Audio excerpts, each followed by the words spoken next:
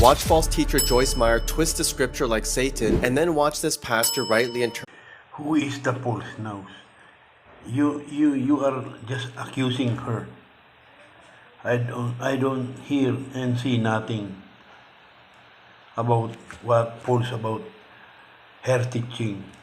You just accusing her because of religious spirit and jealousy. How many people have saved in your ministry?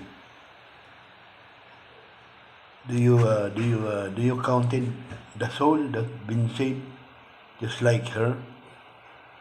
Don't be an accuser. That is the work of Satan. You are accusing her. Where in fact you are the false and cannot bear fruit. Because how can someone like you